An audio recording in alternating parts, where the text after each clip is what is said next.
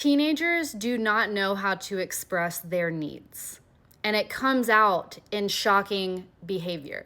I obviously don't have adult children, but I did see a lot of teenagers in my internship, and they would come into therapy and say the craziest things to my face.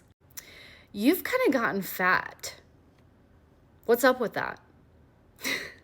And I'm obviously more detached from them than their parents are because, they're my client. But I think that even if any child said that to me, and I genuinely think that if my own child said that to me, I would react similarly, or that's what I aspire to do. Yes, it's hard, but their behavior is trying to express an unmet need.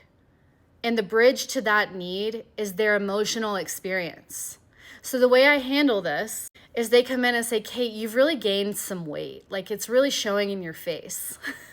I'm like, wow, coming in hot today. Okay. I mean, it's kind of true. I have. And I didn't realize it was that noticeable. But yeah, I'll pause.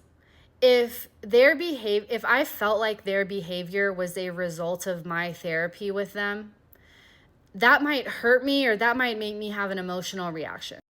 I might also have an emotional reaction if I think I've gained weight and I'm insecure about it. So do you notice that all has to do with me?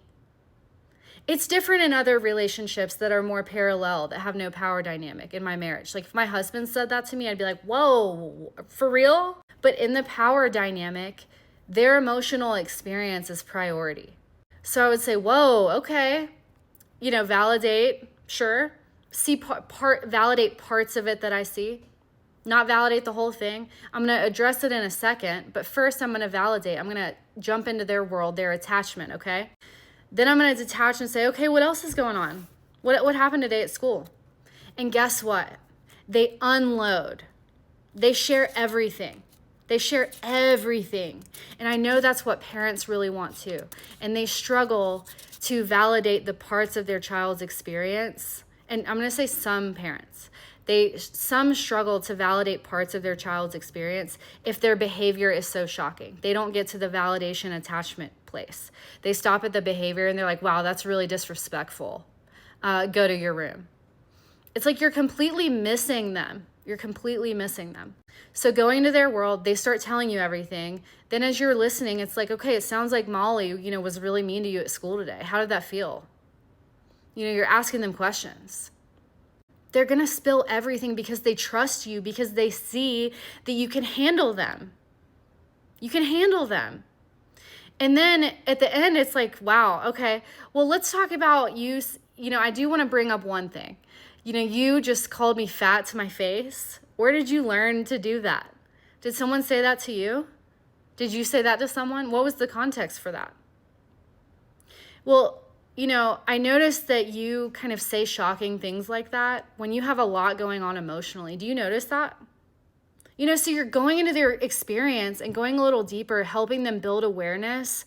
You're not validating it you're not validating and saying the behavior is okay, but you're looking underneath it, and your approach to addressing it is not about respect, and it's not about you. Because I'm going to say, some people think something like that would be funny. Some people might actually really be insecure about their weight, and that might hurt their feelings. So you're just like, you're still in their world. You're not talking about you as a parent. That eradicates trust, and you know this because they either shut down when they're around you, or they are major people pleasers. And there's obviously variations of that and a million other factors that go into it. But this is kind of general guidelines to this. And I love this. And I think teenagers are hilarious. But look at their behavior as expressing an unmet need, and getting to know their emotional experience will help you get there.